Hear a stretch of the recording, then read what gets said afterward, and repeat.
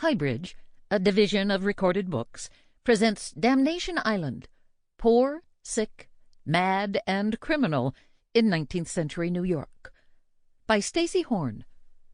Read by Pam Ward. Prologue. Workers for the Edison Electric Illuminating Company had spent more than a year ripping up the streets of Lower Manhattan. The miles of cable that now lay unseen somewhere beneath their feet were making some people nervous. 2 weeks before the new lamps were to be lit for the first time, the New York Times ran a story about horses that had been shocked on one of the blocks within the electrified grid. Absurd, Edison Electric responded. The conductors were buried 2 feet underneath the street and encased in an iron pipe 1/4 of an inch in diameter. Even if the pipe broke, the current would scatter through the earth, rendering it utterly harmless. Anything could have spooked those horses. The first test of electric light distributed via a central power station in New York City would go ahead as planned on September 4th, 1882. On Monday afternoon at 3 p.m., the switch was thrown. 400 lamps for 85 initial customers came to life, powered by 6 27-ton, exuberantly named dynamos, today called generators. One of those customers was the New York Times. A grateful reporter wrote about working that night by light as bright as day, without a particle of flicker, and with scarcely any heat to make the head ache. The new lights also lit up their rooms without the nauseating smell of the gas lights that electricity replaced. That December, a vice president of Edison's company wrapped his family's Christmas tree with 80 red, white, and blue light bulbs and placed it on a revolving pine box. As the tree turned, the tiny lights went off and on, creating a continuous twinkling of dancing colors for his lucky children and neighbors who strolled by for a peek inside. Everything, all the lights and the fantastic tree itself with its starry fruit, which kept going by the slight electric current brought from the main office on a filmy wire, so delighted a Detroit Post and Tribune reporter who was in New York that he could hardly imagine anything prettier. The city itself became a fantastic display as Edison and his competitors raced to illuminate all the streets. An editor visiting from London described the sight. The effect of the light in the squares of the Empire City can scarcely be described, so weird and so beautiful is it. What some had feared he saw as magical. Enormous standards, rising far above the trees, are erected in the center of each square. From these standards the light is thrown down upon the trees in such a way as to give them a fairy-like aspect. The shadows they cast on the pavement below appear very like living objects. As time went on, more and more outdoor lamps lit up Manhattan, and by 1884 the bright white moonlight effect could be seen for miles around, a glow that illuminated the city every evening like a brilliant cloud. That same year, the city of New York sent tens of thousands of people to Blackwell's Island, a narrow, 2-mile-long strip in the East River, where they'd built a lunatic asylum, an almshouse for the poor, 2 penal institutions, and over 6 hospitals for different classes of inmates. For those who caught an evening glimpse the night before being ferried across, it might have felt like they were being carried away from a radiant future that they would never inhabit.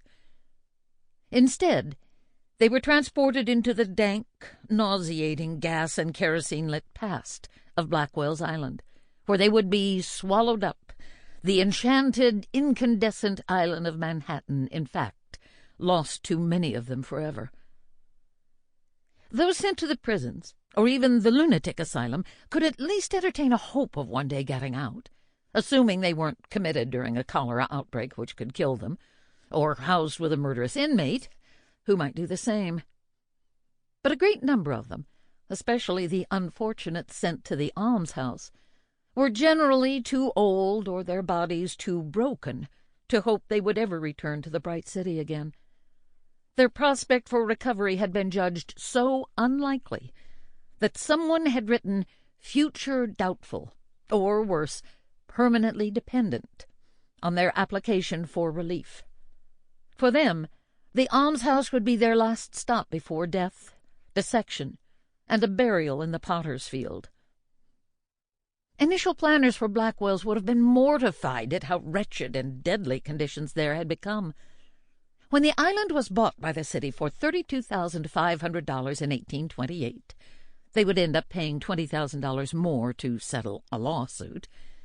Their goal was to relieve the crowded conditions at Manhattan's Bellevue, which, in addition to being a hospital, was also the location of the city's penitentiary, the lunatic asylum, an almshouse for the poor, and the workhouse, a prison for people convicted of minor crimes.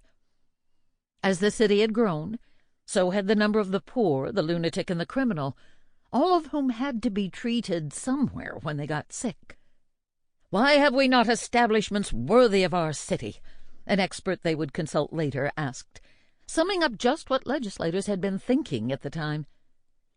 Their idea was to move the sick, mad, and punishable away from the general population and into the more humane, stress-free, and healthful environment of this lush pastoral island, thick with fruit trees, where they could be classified according to their affliction or crime, installed in their respective institutions, controlled, and finally reformed.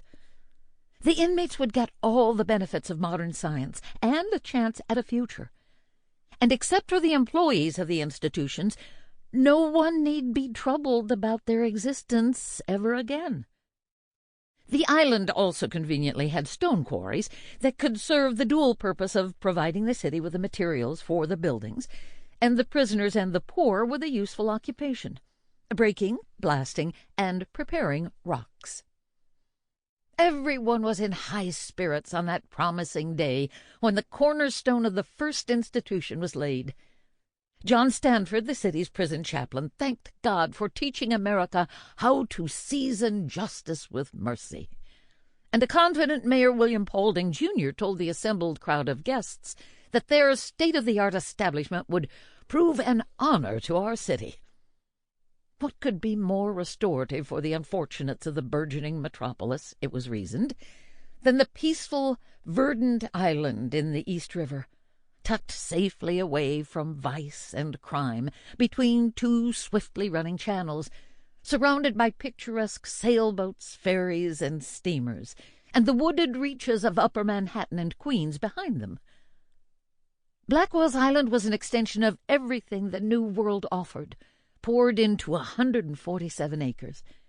Even the marginalized and maligned would have it better here, and nothing less than the latest scientific methods would be employed to give them a chance to turn their lives around. On the island, everyone would be tended to in brand-new institutions with pioneering facilities. Whether they were consigned there for humane punishment, healing, or relief, this was America. And here in America we were going to do everything better.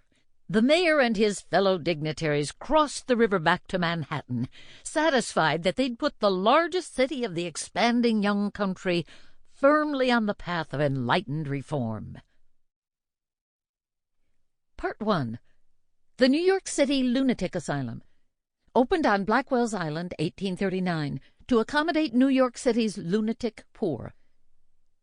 Reverend French, the Blackwell's Island Episcopal missionary from 1872 to 1895. He would cross and recross the East River thousands of times, including the day before his last on Earth. It was a short journey, less than a quarter of a mile, and it wouldn't give him a lot of time to think.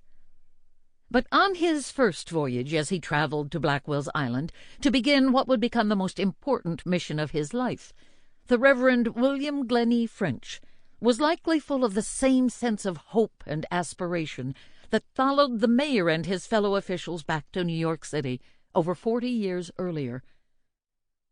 In 1872, New York was exploding with realized potential, and the promise of unimaginable delights still to come, like the blazing electric lights that Edison would bring to light their race to the future.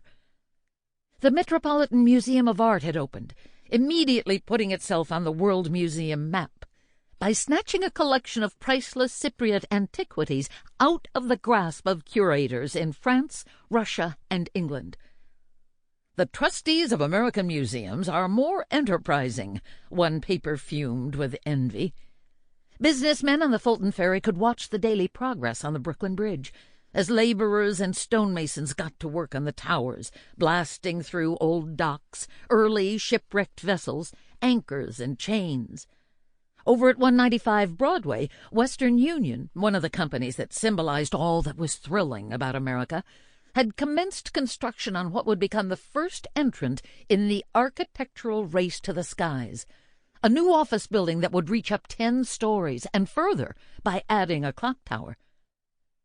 Still, a mission on Blackwell's Island was a potentially lethal assignment. The first Jesuit missionary to go to Blackwell's died after contracting typhoid fever, followed by 3 more who would also die over the next 3 years. Anyone could fall.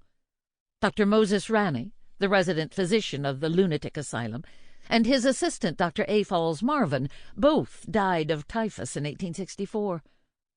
But French was tenacious, with a will as strong as the steel that would soon allow New York to fling itself up into the heavens and across the river as the city completed what was then the world's longest suspension bridge.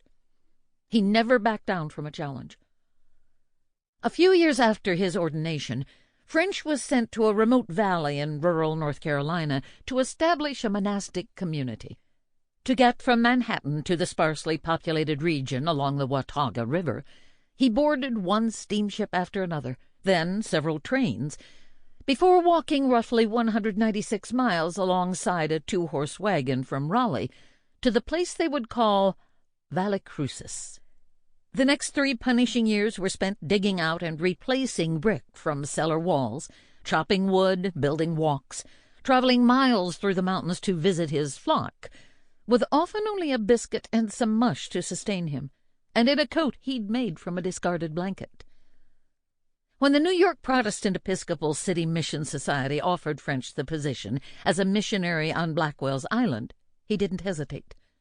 2 weeks later, and only days after celebrating his 58th birthday, Reverend French boarded a ferry at 26th Street, confident that he would not fail at what he was about to begin, just as certain as the mayor and the city planners had been when they first envisioned what they would build on Blackwell's Island.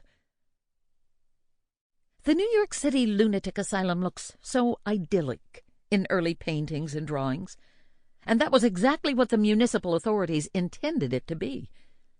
Before plans for the structure were submitted, a trip was made to an asylum in Philadelphia, now known as the Friends Hospital. Founded by Quakers in 1813, their asylum was based on what came to be known as moral treatment, which had evolved from reforms begun in England and France and elsewhere. It was the new scientific approach, which New York City aimed to fully embrace. Insanity was once believed to be due to a lack of faith, or demonic influence and possession, and it was treated by bleeding, starvation, prison cells, and straitjackets. Moral treatment was kinder and more humane, and therapy was focused on the patient's emotional and spiritual needs. There would be no more iron wristlets or leg locks or bleedings. Instead, inmates would be cared for with exercise, self-esteem building work, and amusements. Never for a moment should it be forgotten that insanity is a disease, was now the prevailing belief, and if we treat patients like fellow human beings, they will respond with humanity. Moral treatment also dictated the design of the buildings that would house the inmates, reflecting the city planners' faith in classification, institutionalization, and control. Their criteria were often conflicting, however. For instance, they wanted the asylum to feel more home-like. It should be set in the country and restful, and be as little like the penitentiary as possible. There were to be no more than 250 patients, and each would get their own room with a window and access to a wash closet.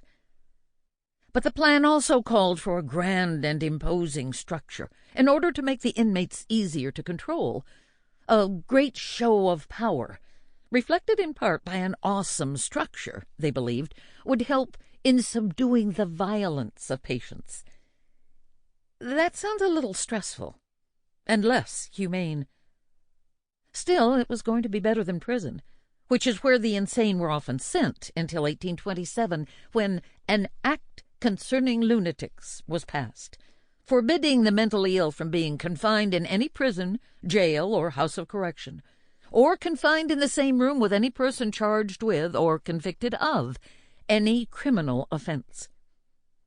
Accordingly, design elements that had any suggestion of a prison were avoided. Small openings in the doors to the inmates' rooms would no longer be allowed. To be looked at in this manner like a wild animal is sufficient to excite the indignation of anyone, and there is nothing more calculated to render the lunatic fierce and reckless, or the attendant careless and cruel. Sash windows with iron instead of wood surrounding the window panes were used instead of bars. There had also once been an accepted theory that the insane were not affected by variation of temperature, and so proper heating and ventilation had never been a high priority. The error arose, probably, wrote Dr. James MacDonald, an attending physician at the Bloomingdale Asylum, who was advising New York's municipal authorities on the design, from seeing one violent maniac who generated an extraordinary degree of animal heat, bear and even seek the extremes of cold. Others suffer from cold who have not the intelligence to take cognizance of what causes them to suffer, and so would endure freezing temperatures without uttering a complaint. This asylum would be properly heated in the winter, and have plenty of windows placed to provide for cross breezes in the summer. A chapel was also part of the original plan.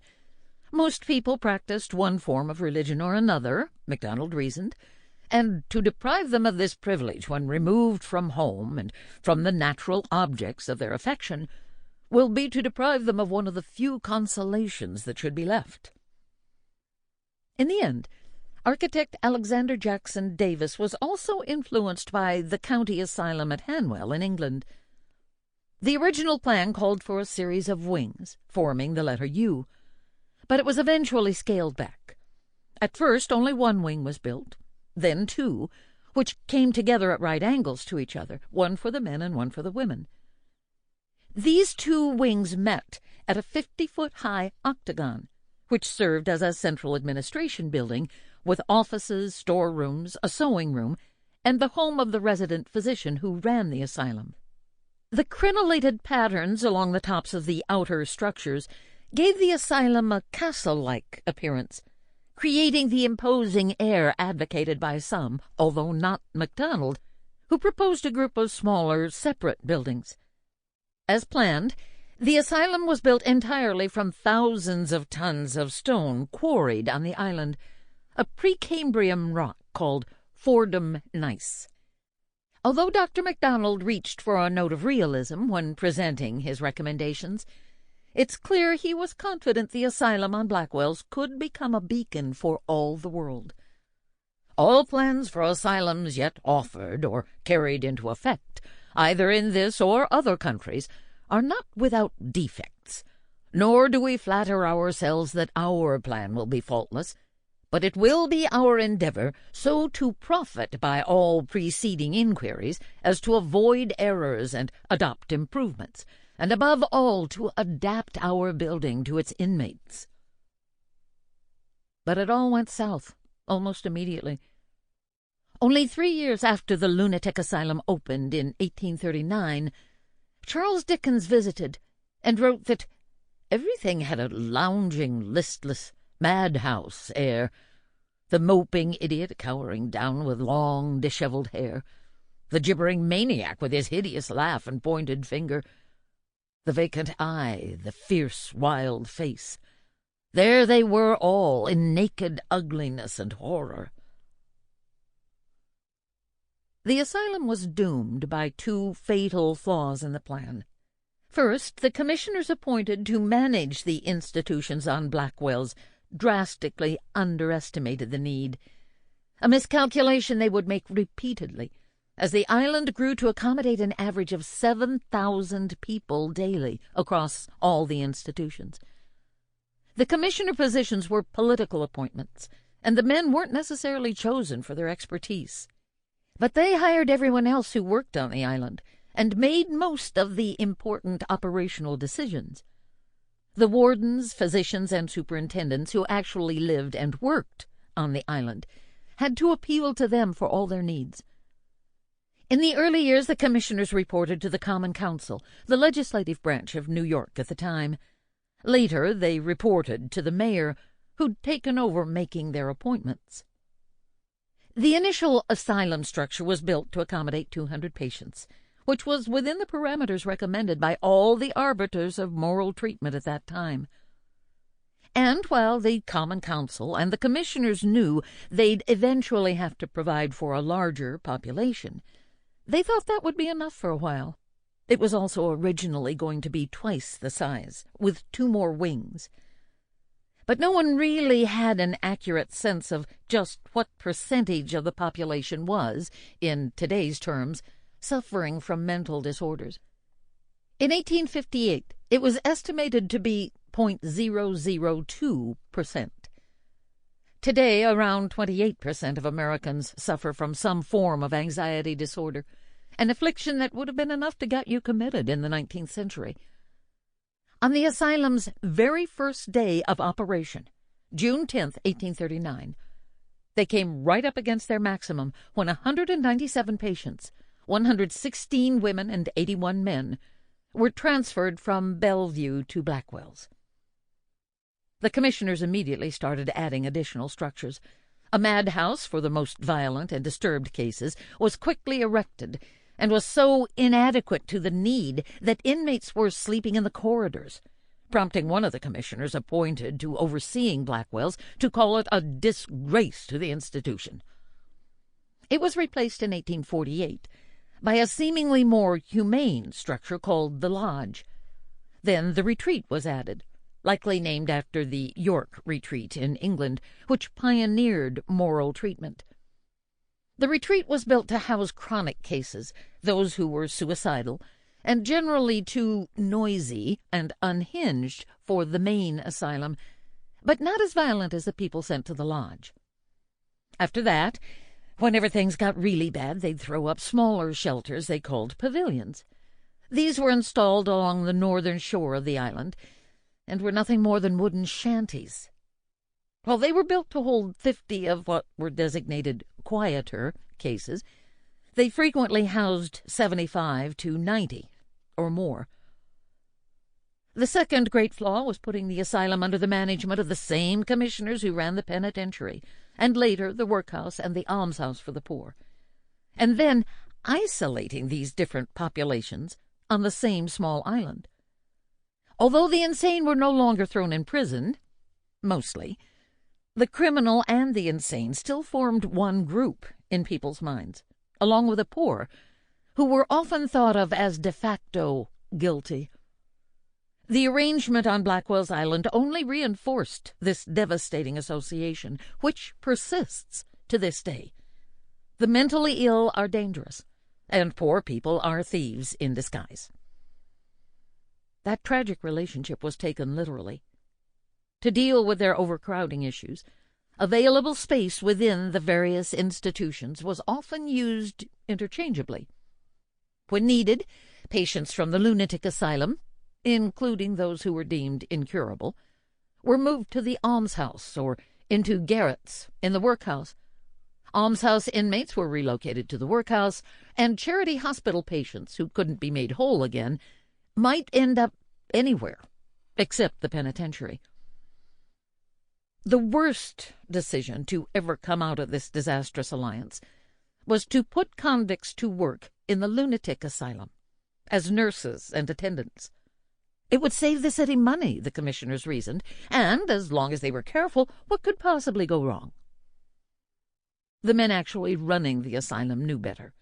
One early resident physician, Moses Ranney, pointed out what should have been terribly obvious, that the same individuals who were committed in the city as criminals and required an armed keeper in the penitentiary was sent here to take charge of a class who require the most mild and soothing treatment. He was ignored. Ranny didn't give up. Year after year, he begged the commissioners to reconsider. He told them how the convicts stole clothes from the patients and anything else they could get their hands on. One night, a particularly vulnerable patient who'd just been admitted found herself cornered in a room with a worker from the penitentiary who held her down and completely shaved her head. The convict planned to sell her ringlets to a wig-maker. The idea that the citizens of New York could not afford or were unwilling to have suitable attendants for the insane, Ranny argued, is ridiculous in the extreme. In reality, the cost for the care of the insane was down to 18 cents a day, $4.88 in today's dollars, and the commissioners were quite proud of that accomplishment, even though it was already clear that this amount wasn't close enough to even feed everyone properly. In 1848, Ranny took such an audacious step that it's surprising it didn't cost him his job. He invited Thomas Story Kirkbride to tour the asylum. Kirkbride was the superintendent of the Pennsylvania Hospital for the Insane, a founder of the Association of Medical Superintendents of American Institutions for the Insane, AMSAII, and the preeminent authority and proponent of moral treatment in the United States. Ranny knew full well what Kirkbride would see. It can only be assumed that what happened next was precisely what Ranny had intended. Perhaps he and Kirkbride planned it together. On May 8th, at a meeting of the AMSAII, and in front of most of the superintendents of all the asylums in the United States, including Moses Ranny, Kirkbride stood and related the deplorable state of affairs at the asylum in New York City. Ranny couldn't have enjoyed sitting among his peers as all their sins were exposed. But if the commissioners were not going to listen to him, perhaps they would respond when one of the most respected advocates for the treatment of the insane denounced them before the entire world. To keep it constructive, Kirkbride announced that the association wasn't going to get into how the pauper lunatics of this community should have been allowed to lapse into that depth of degradation and neglect, of which it would be difficult elsewhere to find a parallel. Instead, he made an appeal to the authorities of this mighty and opulent metropolis of the Western world to first abandon those miserable apologies for insane hospitals, known as the old and the new madhouses, and go back to Alexander Jackson Davis's original design. Then do away with the practice of leaving inmates to the tender mercies of thieves and prostitutes. Everyone from the attendants all the way up to the commissioners should be hired based on merit, and not economy or political favors. Nothing changed. It would only get much, much worse. By the time the Reverend William Glennie French got to Blackwell's, there were 10 institutions on the island, all of which were under the direction of a new department created in 1860. Administratively, the new department wasn't a big change from the previous departments which oversaw the island, beginning with the commissioners of the almshouse and Bridewell, the name of the prison downtown. Patients, convicts, and poor people were still managed by the same commissioners, and they were still crowded together on the same narrow 2-mile-long island. Inmates of the asylum continued to be locked up at night with convicts. The only real difference was the name of the new division, which clearly and alliteratively stated the relationship that everyone already believed naturally existed: the Department of Public Charities and Correction. Reverend French spent his first summer on Blackwell's getting the lay of the land by regularly walking the length of the island. Beginning at the northern end, he went from institution to institution, meeting with and listing all the Protestants on the island, whom he hoped to serve. His first entries in what would be annual reports contained brief descriptions of each institution in the order in which he came upon them. beginning with the lunatic asylum, then the workhouse, the almshouse, the... Sample complete. Ready to continue?